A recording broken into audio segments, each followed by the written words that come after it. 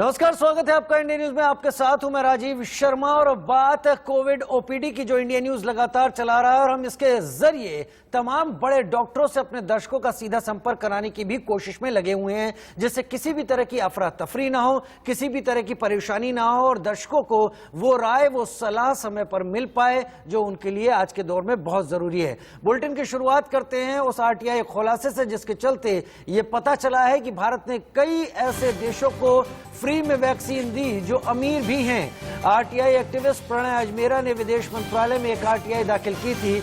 इससे पता चला कि यूएई जैसे देशों को भी रियायती वैक्सीन दी गई। वैक्सीन के 70 मिलियन डोज निर्यात किए गए।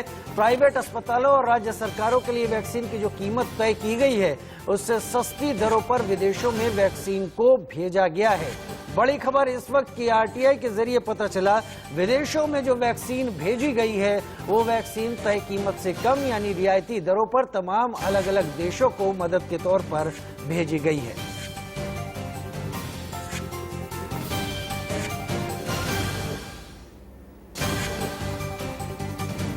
आज कोरोना की दूसरी लहर ने पूरे देश को झकझोर दिया है।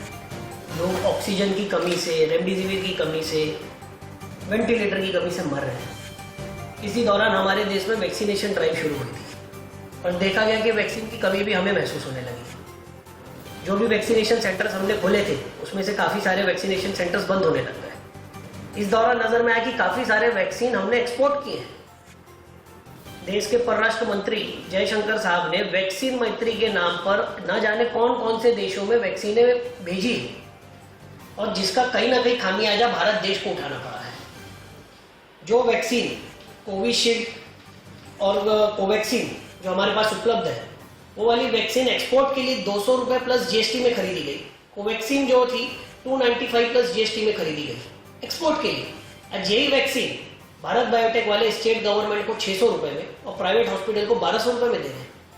सीरम इंस्टीट्यूट वाले स्टेट गवर्नमेंट को 400 रुपये में और प्राइवेट हॉस्पिटल वाले 600 रुपये में दे रहे हैं। मतलब एक्सपोर्ट करने के लिए जो माल उठाया वो ज़्यादा सस्ता था। अब भारतीय बाजार में जो वैक्सीन हम दे रहे हैं उसकी कीमत एक्सपोर्ट करने वाली वैक्सीन से ज़्यादा है, जबकि कंपनियां दोनों एक ही है।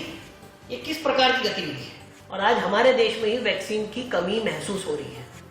ये किस प्रकार की दोस्ती हम दूसरे देशों से निभा रहे हैं, या हमारे लोग ही वैक्सीन की कमतरता में मर रहे हैं और हम दूसरे देशों को वैक्सीन देकर झूठी वाहवाही वसूलने में लगे हुए हैं। इस पर जांच होनी चाहिए।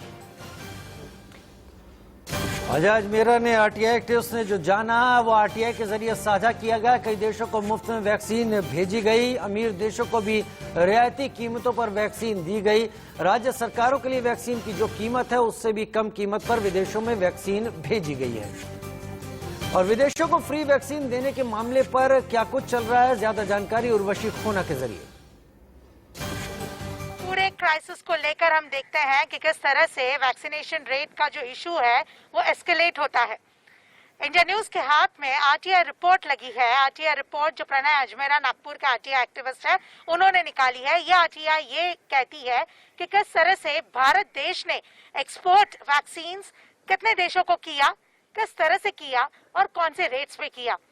रेट्स देखकर बहुत ही सरप्राइज होता है क्योंकि रेट्स जो गवर्नमेंट ऑफ इंडिया ने प्रोक्योर किए हैं वो है 200 rupees plus GST serum institute of India के कोविशील्ड को लेकर और 295 रुपीज प्लस जीएसटी कोवैक्सीन जो भारत बायोटेक ने बनाई है उसको लेकर।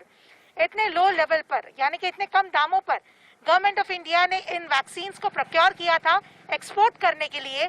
और आज जब देश में हम देखते हैं कि वैक्सीनेशन को लेकर क्राइसिस है, वैक्सीनेशन का एक बड़ा फेज होने वाला है जहां पे कई ऐसे लोग वैक्सीन लेंगे। इम्पोर्टेंट जो पब्लिक है जो बहुत ही हाई मासेस, ह्यूज मासेस है, वो लोग वैक्सीन लेंगे। ऐसे में रेट्स जो कंपनीज से बाहर आए हैं जहां पे सीरम इंस्टीट्यूट ऑफ इंडिया कहता है 400 रुपए स्टेट गवर्नमेंट को और 600 रुपए प्राइवेट हॉस्पिटल्स को। इतना ही नहीं, भारत बायोटेक कहता है 600 रुपए प्राइवेट स्टेट गवर्नमेंट को और 1200 रुपए प्राइवेट हॉस्पिटल्स के लिए। ये माना जाता है कि हाँ फाइनेंस जरूरी है इन कंपनियों के लिए, उनके आर&डी के लिए, पर कहीं ना कहीं सवाल खड़े होते हैं कि जब बाहर के देश के लिए इतने कम रेट्स में अगर प्रोक्योरमेंट वैक्सीन प्रोक्योर हो सकती है तो देश के खुद के नागरिक यानी कि इंडियंस के लिए ऐसा इंडियंस के लिए इतने हाई रेट्स क्यों? ऐसा सवाल प्रणय अजमेरा पूछते हैं।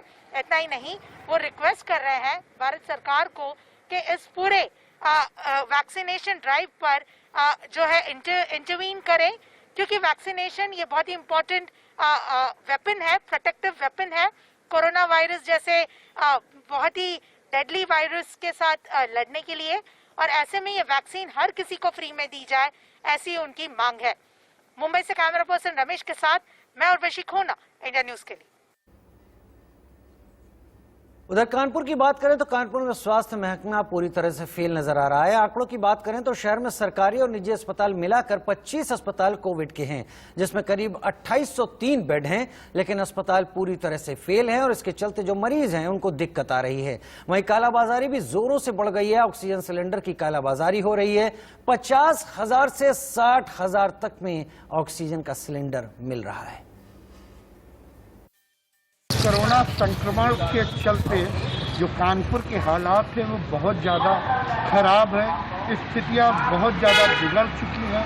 स्वास्थ्य विभाग पूरी तरीके से फेल हो चुका है। जो मरीज है उनको अस्पतालों में बेड नहीं मिल पा रहा, ऑक्सीजन नहीं मिल पा रहा है। लोग किसी तरीके घर पे इलाज करने का प्रयास कर रहे हैं, लेकिन ऑक्सीजन अवेलेबल नहीं है। स्थितियाँ बहुत ज़्यादा खराब हो चुकी हैं।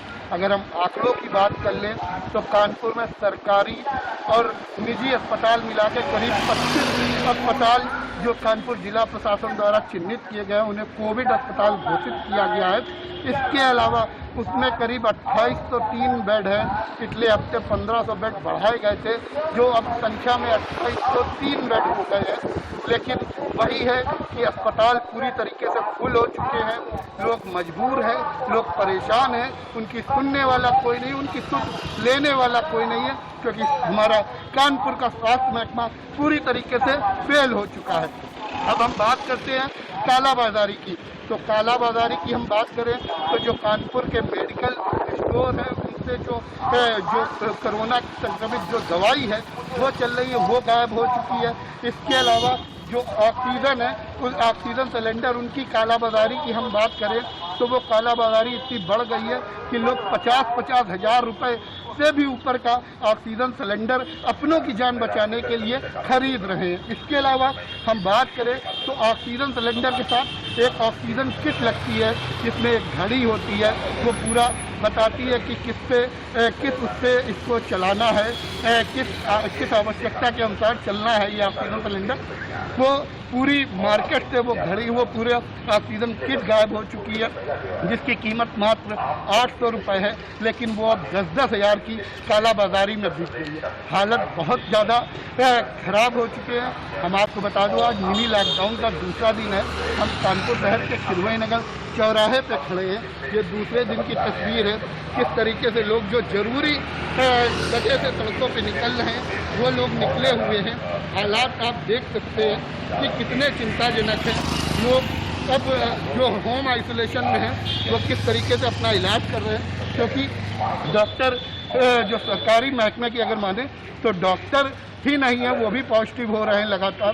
तो अब समझ सकते हैं जो कानपुर शहर है वो भगवान भरोसे है, वो भोलेनाथ के भरोसे है।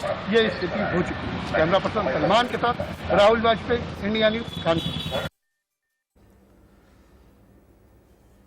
बाराबंकी की बात करें, वहां प्रशासन के नकारेपन के शिकार 2 नवजात जुड़वा बच्चे हो गए। इन बच्चों का कसूर सिर्फ इतना कि उन्हें जिंदा रहने के लिए सांस लेने में परेशानी हो रही थी और इसी के चलते उन्हें ऑक्सीजन की जरूरत थी, लेकिन उन्हें ऑक्सीजन नहीं मिली और उसके चलते जन्म लेने के कुछ देर बाद ही तड़प कर उनकी मौत हो गई। लेकिन ऑक्सीजन थी नहीं, तो यहीं पे इस बार होगा, दिल्ली के चलेंगे। ऑक्सीजन नहीं तो मना तो करेंगे, ऑक्सीजन नहीं, ऑक्सीजन कमी की वजह से बच्चे खत्म हुए। ये हम बंकी में रहते हैं, लेकिन जो रिश्तेदार है वो शाहपुर के हैं हमारे। 2 बच्चे थे जुड़े हुए। अच्छा। ये सारी खबरें दिखाने का केवल एक उद्देश्य है कि हालात वाकई बाहर खराब हैं। अपने तमाम दर्शकों से यही उम्मीद करेंगे कि अगर बाहर जाएं तो कोविड प्रोटोकॉल का जरूर पालन करें, यानी मास्क लगाएं, सोशल डिस्टेंसिंग बनाने की कोशिश करें और हाथ हर वक्त सैनिटाइज करते रहे। हमारे साथ खास मेहमान डॉक्टर ईश्वर गिल्डा इस वक्त जुड़ गए हैं, इन्फेक्शियस डिजीज एक्सपर्ट हैं, वो बताएंगे। लेकिन एक फोन नंबर आपके टीवी स्क्रीन पर इस वक्त दिख रहा होगा, 01161362114। ये वो फोन नंबर है जिस पे आप अपनी समस्या फोन करके पूछ सकते हैं। देश के वरिष्ठ डॉक्टर्स यहां पर हैं और वो आपको वो राय, वो सलाह देंगे जो आपके लिए बहुत जरूरी है। डॉक्टर ईश्वर गिल्डा, सबसे पहला सवाल आपसे मेरा यही, क्योंकि आप इन्फेक्शियस डिजीज स्पेशलिस्ट हैं, अभी फिलहाल इस वायरस को लेकर जो डर फैला हुआ है, जो स्थितियां हैं, ये वायरस कितना गंभीर है? म्यूटेट होने के बाद ये क्या ये वाकई बहुत गंभीर हो गया है? क्या आने वाले दिनों में और म्यूटेशन होगा और गंभीर हालात होंगे?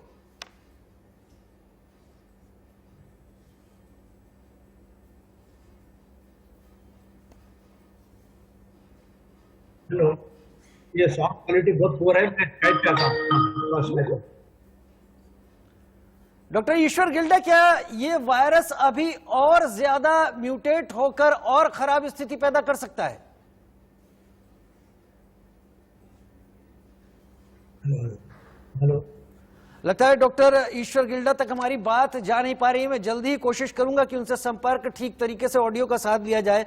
तब तक मैं अपने दर्शकों को यहां बताना चाहूंगा कि हर कहीं तमाम उपाय किए जा रहे हैं। ये तमाम तस्वीरें आप अलग अलग जगहों की देख रहे हैं जहां ऑक्सीजन के चलते जो दिक्कत हो रही है उसे पूरा करने की कोशिश की जा रही है। भोपाल की तस्वीरें आपके टीवी स्क्रीन पर इस वक्त आप देख पा रहे हैं और ये तस्वीरें हर कहीं की एक जैसी तस्वीरें हैं। हर कहीं जो स्वास्थ्य सेवाएं हैं, सुविधाएं हैं, वो चरमराने की स्थिति में है। हालांकि संभालने की बहुत कोशिश की जा रही है और यहाँ ये दो नवजात बच्चे जो कि इस हरदा पर इस तरह ऑक्सीजन ना मिलने के चलते असमयी काल के गाल में समा गए। प्रदेश सरकार ने कोरोना संक्रमण को देखते हुए पहले जनता कर्फ्यू लगाया था। संक्रमण की चेन टूटती नजर नहीं आई तो सरकार ने सोमवार की सुबह 7 बजे तक लॉकडाउन भी लगा दिया। लगाने के बाद उत्तर प्रदेश सरकार ने कोरोना संक्रमण की महामारी को बढ़ते देख शुक्रवार की रात 8 बजे से सोमवार की सुबह 7 बजे तक लॉकडाउन लगाया है। यहाँ जालौन नगर में लॉकडाउन का पूर्ण रूप से पालन हो रहा है। हम आपको दिखाएंगे, रोडों पर सन्नाटा छाया हुआ है। इक्का दुक्का लोग ज़रूरत की सामग्री लेने निकल रहे हैं। जैसे आपको ज़रूरत की सामग्री की दुकानें खोली गई हैं, जैसे आपको जांच कराना है तो पैथोलॉजी सेंटर भी खोले गए हैं। और इधर दिखाएंगे आपको जो है मेडिकल स्टोर खोले गए हैं। जो किराने की दुकानें एक आध दो खोली गई हैं जिससे लोगों को समस्याओं का सामना न करना पड़े। लॉकडाउन का पालन करने के लिए जिला प्रशासन पूर्ण रूप से तत्पर है। यहाँ पे लोग जो है निकल रहे हैं, लेकिन ज़रूरत की सामग्री लेने के लिए ही, अन्यथा लोग अपने घर पे ही रह रहे हैं। हम आपको दिखाएंगे, पूरा बाजार में सन्नाटा पसरा हुआ है, सभी दुकानें बंद हैं। दिखाते हैं आपको, ये दुकानें बंद दिखाई दे रही हैं आपको। यहाँ पे कुछ लोग मौजूद हैं जो अपना जो है पैथोलॉजी पे जांच कराने आए हैं, लेकिन जो है दुकानें बंद हैं। लोग जो है घर से कोरोना के डर से निकलना तो दूर, बाहर निकलना पसंद ही नहीं कर रहे हैं, क्योंकि जिला प्रशासन लगातार जिले के सभी आम लोगों से अपील कर रहा है, घर से निकलें, मास्क लगाकर निकलें, हाथों को बार बार धोएं, ज़रूरत पड़ने पर ही घर से बाहर निकलें, खुद सुरक्षित रहें, अपने परिवार को सुरक्षित रखें, समाज को सुरक्षित रखें। इंडिया न्यूज़ भी सभी से अपील करता है कि घर पे रहे, सुरक्षित रहे, घर के बाहर निकलने से पहले हाथ धोएं और घर पे जाने के पहले अपने हाथों को अच्छे से धोएं, सैनिटाइज करें, अपने परिवार को, खुद को सुरक्षित रखें। 2 गज दूरी, मास्क जरूरी की इंडिया न्यूज़ भी अपील करता है। इंडिया न्यूज़ के लिए जालौन से प्रवीण द्विवेदी। वाराणसी की बात करें, जहां ऑक्सीजन से भरा टैंकर पहुंचने से लोगों ने राहत भरी सांस ली है। वाराणसी में अब तक 4 लिक्विड ऑक्सीजन टैंकर पहुंचाए जा चुके हैं। भाई जब हो गया तो उसी पे जाएगा ना, ओरिजिनल भिजवा दीजिएगा हमारे पास। हाँ वाराणसी प्रधानमंत्री नरेंद्र मोदी का संसदीय क्षेत्र, लेकिन उत्तर प्रदेश के 5 बड़े शहरों में वाराणसी का नाम आता है और वाराणसी की भी एक बड़ी आबादी वाराणसी और आसपास की है, जो वाराणसी के तमाम बड़े अस्पतालों में इलाज के लिए आती है। ऑक्सीजन एक्सप्रेस के जरिए वाराणसी, प्रयागराज और लखनऊ तक ऑक्सीजन के बड़े टैंकर भिजवाए गए हैं और इस तरीके से वाराणसी में अब तक 4 ऑक्सीजन के टैंकर भिजवाए जा चुके हैं। इसके चलते वाराणसी के लोगों ने काफी राहत की सांस ली है, खासतौर पर उन मरीजों ने जिनका गंभीर स्थिति में इलाज चल रहा था और उनके परिजनों ने भी, जो ये देख रहे थे अपने मरीजों की बिगड़ती स्थिति को। ऑक्सीजन का सपोर्ट उनकी जिंदगी को और जल्द बेहतर करने में मदद कर सकता था, लिहाजा ये 4 टैंकर पहुंचने के बाद लोगों ने राहत भरी सांस ली है। उधर कानपुर के डिस्ट्रिक्ट हॉस्पिटल यूएचएम का इमरजेंसी वार्ड, लोग ऑक्सीजन के लिए, इलाज के लिए तड़प रहे हैं। जबरदस्त आपाधापी यहां पर दिखाई पड़ रही है। जो स्वास्थ्य सुविधाएं देने वाले लोग हैं वो पूरी कोशिश कर रहे हैं कि वक्त पर इन तमाम मरीजों को, तमाम लोगों को वो स्वास्थ्य सुविधाएं दे पाएं जिसकी जरूरत वो समझते हैं, लेकिन स्थितियां वहां पर हाथ से निकलती हुई दिख रही हैं।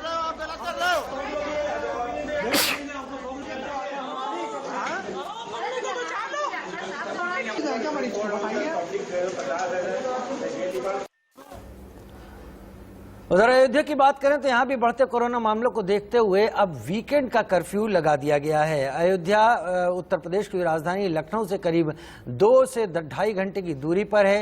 ये एक बड़ा तीर्थ स्थली है, यहाँ पर तमाम लोग आते रहते हैं, लेकिन अब सभी के लिए प्रतिबंध है क्योंकि वीकेंड लॉकडाउन यहाँ पर चल रहा है और लोगों को बाहर निकलने पर मनाही है। खाली सड़कें अपने आप में स्थिति को बयान करती हैं। जो यहाँ पर स्थिति है उसके मुताबिक प्रशासन पूरी तरीके से लोगों को लॉकडाउन के जरिए चेन को तोड़ने की कोशिश में लगा हुआ है। हम लगातार तस्वीरें दिखा रहे हैं और लगातार आपको यह भी समझा रहे हैं कि वैक्सीन लगवाना इस पूरे दौर में कितना फायदेमंद है। जो लोग वैक्सीन ले रहे हैं, अगर 10,000 लोगों का आंकड़ा देखें तो उसमें से 2 से 4 लोग ही दोबारा कोरोना संक्रमित हो रहे हैं, यानी वैक्सीन एक बहुत बड़ा सुरक्षा चक्र है जिसके लिए सबको आगे बढ़ना चाहिए। अयोध्या की तस्वीरों के बाद अब रुख कर लेते हैं हरियाणा के गुरुग्राम का भी करेंगे, लेकिन तस्वीरें फिलहाल अयोध्या की ही हम आपको दिखा रहे हैं, जो कि उत्तर प्रदेश की इस वक्त तस्वीरें आप देख रहे हैं। और डॉक्टर ईश्वर गिल्डा हमारे साथ एक बार फिर संपर्क उनसे हमारा जुड़ गया है। डॉक्टर ईश्वर गिल्डा, आपका स्वागत है इंडिया न्यूज में और हम आपके जरिए अपने तमाम दर्शकों तक वो राय पहुंचाने की कोशिश में हैं जो इस हालात में इन दिनों में उनके लिए काफी काम की साबित होंगी। फिलहाल वायरस जिस तरीके से म्यूटेट कर रहा है, आपका क्या मानना है, क्योंकि आप इन्फेक्शियस डिजीज स्पेशलिस्ट हैं, अभी ये वायरस और गंभीरता का रुख अख्तियार करेगा या फिर ये वायरस जितना ज्यादा गंभीर हो सकता था वो हो चुका है? देखिए, अभी जो फिलहाल जो वायरस है वो काफी बड़े प्रमाण में फैलने वाला वायरस है, जिसको हम कहते हैं हाईली इन्फेक्शियस। हो सकता है कि लेस फेटल है ना, लोग कम मरते हैं। लेकिन जब हम बात करते हैं कि वायरस ज्यादा फैलता है और लोग कम मरते हैं, इसका मतलब रियली भी लोग कम मरते नहीं है, टोटल नंबर में लोग ज्यादा मरते हैं, परसेंटेज में कम मरते हैं। तो आपको एक एग्जांपल दे दूं कि लास्ट ईयर जब अपना पीक आया था 16 सितंबर को, उस दिन 98,000 केसेस हुए थे और 1,342 की डेथ हुई थी। लेकिन आज हमारे पास 3 गुना केसेस आ गए, 4 गुना केसेस आ गए और डेथ हो गए 3,000 के आसपास। इसका मतलब उसमें 3 गुना डेथ नहीं बढ़े, 4 गुना डेथ नहीं बढ़े, लेकिन हमारे पास डेथ बढ़ रहे हैं नंबर में।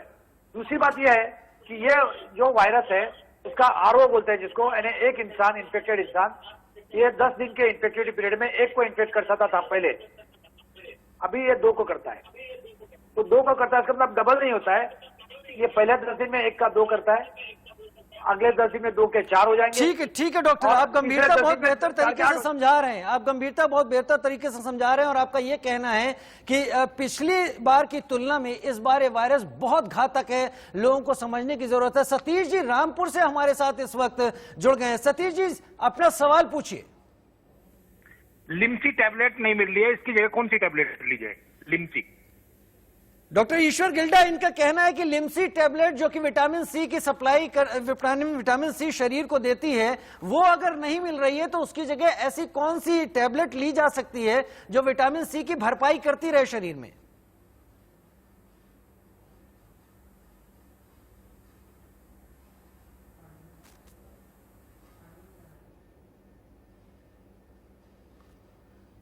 डॉक्टर ईश्वर गिल्डा, मैं माफ़ी चाहूँगा, आपकी आवाज़ एक बार फिर से कट गई है और मैं बहुत जल्द कोशिश करूँगा कि सतीश जी का जवाब उन तक पहुँचाया जा सके। इस बीच तमाम तस्वीरें आपको हम लगातार दिखा रहे हैं जो इस वक्त की स्थिति है, लेकिन आप अपना फोन अपने पास रखें। नंबर हम आपको एक बार फिर से बता देते हैं, नंबर जो आपके टीवी स्क्रीन पर हम एक बार फिर से फ्लैश करवाने की कोशिश करेंगे। उस नंबर पर अपना फोन मिलाएं, अपनी राय पूछें कि आखिर क्या हमको करना है या नहीं करना। मेरा पीसीआर एक बार फिर से उस प्लेट को आपके सामने, उस जानकारी को आपके सामने रखेगा। फिलहाल एक छोटा सा ब्रेक ले रहे हैं, जल्द हाजिर होते हैं।